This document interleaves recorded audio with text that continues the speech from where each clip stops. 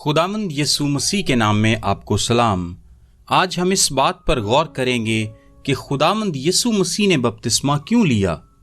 जब यीशु आया और बपतिस्मा पाना चाहता था तो मत्ती 3 बाब आयत नंबर 14 में लिखा है कि यूहन्ना ने रोकने की कोशिश की और कहा, लिखा है, मैं आप तुझसे बपतिस्मा लेने का मोहताज हूं और तू मेरे पास आता है।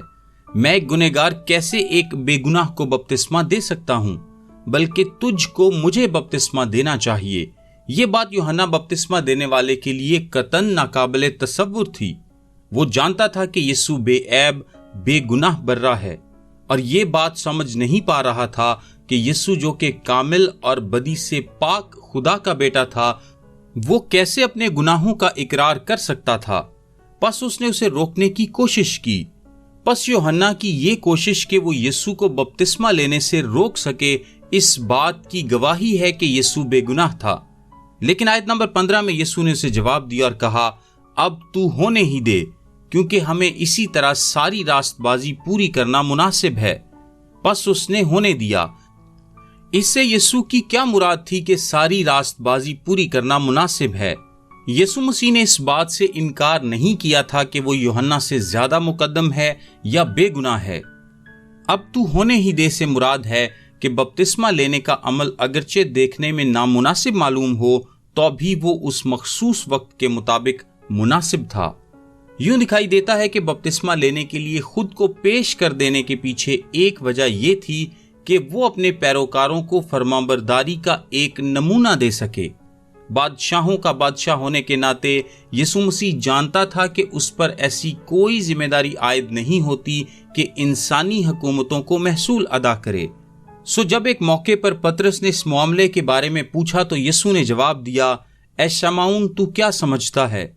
दुनिया के बादशाह किन से महसूल या जजिया लेते हैं, अपने बेटों से या गैरों से? जब उसने कहा गैरों से तो यीशु ने उससे कहा, बस बेटे बर्री हुए।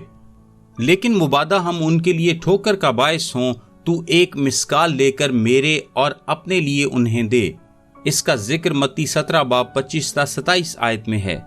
जैसा कि बाइबल मुकद्दस बहुत सी जगहों पर ऐसा वाजे करती है कि ये ईमानदारों के लिए दुरुस्त और मुनासिब है कि अगरचे वो खुदा के फर्जंद हैं तो भी वो हुकूमतों को जजिया दें और उनके ताबे रहें। यीशु मसीह ने हर एक मामले में फरमाबरदारी का नमूना दिया। अपने बपतिस्मे के जरिए यीशु ने इस बात का इकरार किया कि रास्तबाजी के लिए यूहन्ना का मेयार बिल्कुल दुरुस्त है और अपने अमल से यूं उसने खुदा की मर्जी के तौर पर उसकी तस्दीक की, जिसकी फरमाबरदारी हर एक इंसान पर फर्ज है। फिर यीशु इस दुनिया में इसलिए आया कि वो आदमियों के मुशाबे हो सके, और इंसानों के मुशाबे होने से मुराद है उनके गुनाह से मुशाबे होना। वो नस्ल इंसानी के लिए कभी भी रास्तबाजी नहीं खरीद सकता था अगर वो गुनहगार नस्ल इंसानी के मुशाबे ना होता।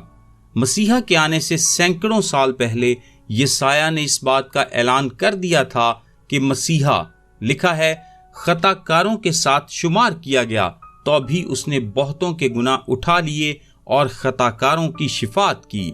यसाया 53 बाब 12 आयत। यीशु का बपतिस्मा इस बात की अलामत भी था कि खुदा का बेगुनाह बेटा होने के बावजूद वो इंसानों की गुनहगार हालत में उनके मुशाबे होने के लिए तैयार है, जिन्हें वो बचाने आया है। ये उसकी खिदमत का आगाज और उस मखलसी बख्श मंसूबे का पहला कदम था जिसे पूरा करने के लिए वो आया था। वो जिसने कभी गुनाह नहीं किया था, खुद को उनमें शामिल कर लिया जो रास्तबाज नहीं थे। वो जो गुनाह से पाक था, उसने खुद को गुनहगारों का बपतिस्मा लेने के ताबे कर दिया और इस अमल के जरिए दुनिया के निजात दहिंदे ने खुद दुनिया के गुनहगारों के दरमियान जगह ली। गुनहगारों के बेगुनाह दोस्त को बाप ने रोमियो 8 बाब 3 आयत के मुताबिक गुनाह आलूदा जिस्म की सूरत में और गुनाह की कुर्बानी के लिए भेजकर जिस्म में गुनाह की सजा का हुक्म दिया। जो गुनाह से वाकिफ ना था, उसी को उसने हमारे वास्ते गुनाह ठहराया ताकि हम उसमें होकर खुदा की रास्तबाजी हो जाएं। इसके सिवा सारी रास्तबाजी पूरी करने का कोई और जरिया नहीं था। मौत और जी उठने का अमल इस सारी रास्तबाजी के पूरे होने के लिए बिल्कुल मौजू मालूम होता है, जिसे यीशु पूरा करने का ख्वाहिशमंद था। پس میرا ماننا یہ ہے کہ وہ اپنی موت اور جی اٹھنے کو نمونے کے طور پر پہلے ہی سے عمل میں لا رہا تھا۔ یوں یسوع کا بپتسمہ بھی وہی علامتی معنی رکھتا ہے جو کہ ہمارا بپتسمہ رکھتا ہے، کیونکہ یسوع کا بپتسمہ اس کی اپنی موت اور جی اٹھنے کو پیش کرتا ہے، اور ہمارا بپتسمہ اس کی موت اور جی اٹھنے کو ظاہر کرتا ہے۔ اس تفسیر کی تصدیق اناجیل کی 2 آیات کے ساتھ بآسانی کی جا سکتی ہے۔ یسوع نے لوکا 12:50 آیت میں کہا، اور یہ بات یروشلیم کی جانب اس کے آخری سفر سے زیادہ عرصہ پرانی نہیں۔ وہ اپنے شاگردوں کے ساتھ چند معاملات پر بات چیت کر رہا تھا اور اس نے کہا، مجھے ایک بپتسمہ لینا ہے۔ اس کے لفظوں کا انتخاب دلچسپ ہے۔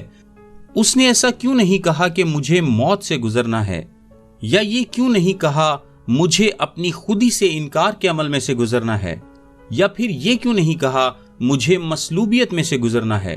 اس نے کہا مجھے ایک بپتسمہ لینا ہے، اور جب تک وہ نہ ہو لے میں بہت ہی تنگ رہوں گا۔ وہ اپنی موت کو ڈوبنے کے یعنی غوطہ لگانے کے عمل کے طور پر دیکھ رہا تھا، یعنی مرنے اور پھر سے جی اٹھنے کو۔ اس کے بعد مرکز 10:38 آیت میں یسوع نے یعقوب اور یوحنا سے کہا جو بادشاہی میں دائیں اور بائیں بیٹھنا چاہتے تھے۔ یسوع نے ان سے کہا، تم نہیں جانتے کہ کیا مانگتے ہو؟ جو پیالہ میں پینے کو ہوں کیا تم پی سکتے ہو؟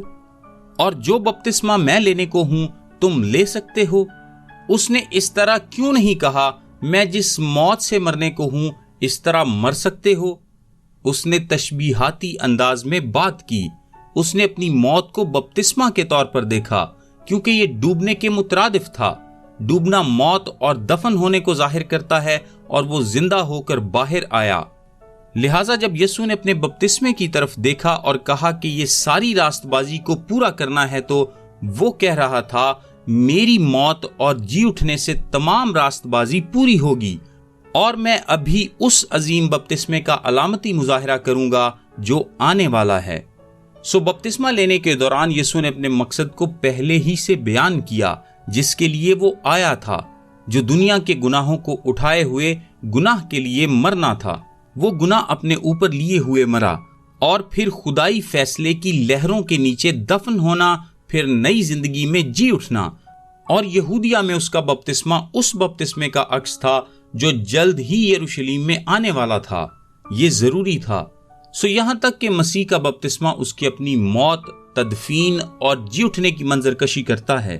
لہٰذا اس معنی میں یہ ہمارے بپتسمے جیسا ہی ہے، جو علامتی طور پر یسوع کی موت، تدفین اور جی اٹھنے اور اس میں ہمارے ساتھ اس کی شراکت کی بھی تصویر کشی کرتا ہے۔ اور یہ ایک اور اہم وجہ ہے کہ آپ مسیحی بپتسمے کو ڈبونے کے علاوہ کسی اور طریقے سے نہیں سمجھ سکتے۔ تصویر میں اور کچھ فٹ نہیں بیٹھتا۔ کسی کے سر پر پانی چھڑکنا، پانی ڈالنا، پانی کے قطرے سر پر لگانا، موت، دفن ہونے اور جی اٹھنے کو ظاہر نہیں کرتا، اور نہ ہی اس سے حلیمی ظاہر ہوتی ہے، جبکہ پانی کا بپتسمہ حلیمی کو ظاہر کرتا ہے، اور ایسا ہونا بھی چاہیے۔ ہو سکتا ہے کہ یوحنا اتنی مختصر وضاحت پر یسوع مسیح کے بپتسمے کے پورے معنوں کو نہ سمجھ پایا ہو، لیکن اس نے اپنے خداوند کے کلام کو قبول کیا اور اس کے حکم کی تعمیل کی، اور اس نے ایسا ہونے دیا۔ میرا نام تابش قاضی ہے، اور یہ میسج آپ کو ڈیلی ورسز کی جانب سے بھیجا گیا ہے۔ روزانہ صبح اپنے واٹس ایپ پر بائبل کی آیات اور ان کی وضاحت انگلش، اردو اور آڈیو میں حاصل کرنے کے لیے ابھی 0333 80 20 972 پر واٹس ایپ میسج کریں۔ خدا آپ سب کو برکت دے، آمین۔